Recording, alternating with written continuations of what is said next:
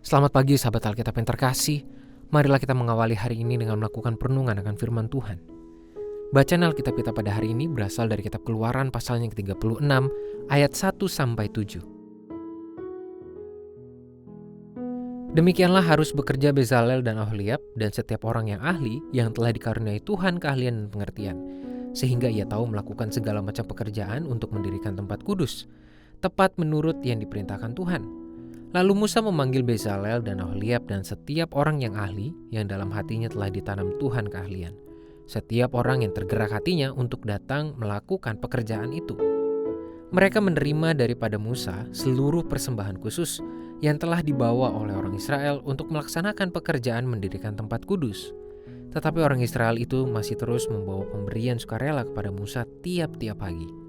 Dan segala orang ahli yang melakukan seluruh pekerjaan untuk tempat kudus itu, datanglah masing-masing dari pekerjaan yang dilakukannya, dan berkata kepada Musa, rakyat membawa lebih banyak dari yang diperlukan untuk mengerjakan pekerjaan yang diperintahkan Tuhan untuk dilakukan. Lalu Musa memerintahkan supaya dimaklumkan di mana-mana di perkemahan itu demikian. Tidak usah lagi ada orang laki-laki atau perempuan yang membuat sesuatu menjadi persembahan khusus bagi tempat kudus. Demikianlah rakyat itu dicegah membawa persembahan lagi, sebab bahan yang diperlukan mereka telah cukup untuk melakukan segala pekerjaan itu, bahkan berlebih.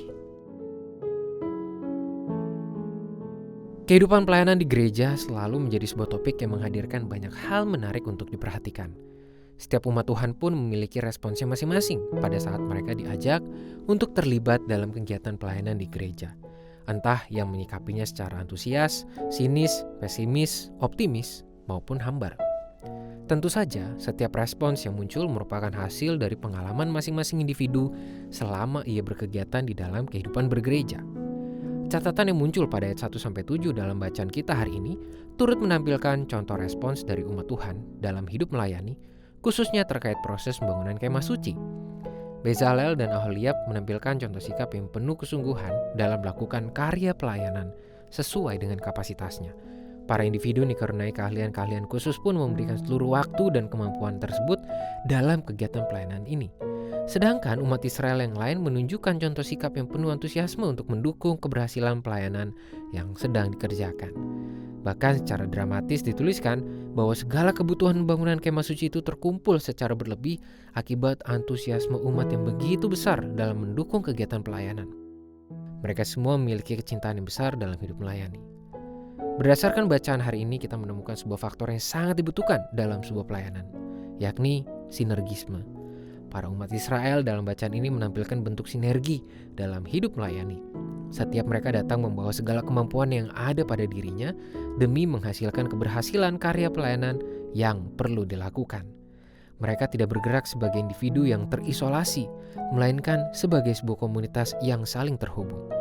Antusiasme, keahlian, dan komitmen yang terkumpul dari mereka itulah yang menjadi modal mendasar untuk melakukan karya pelayanan yang dikerjakan.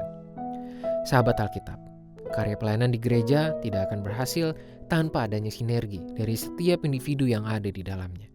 Kita tidak perlu merasa takut, apalagi tidak pantas untuk terlibat di dalam pelayanan.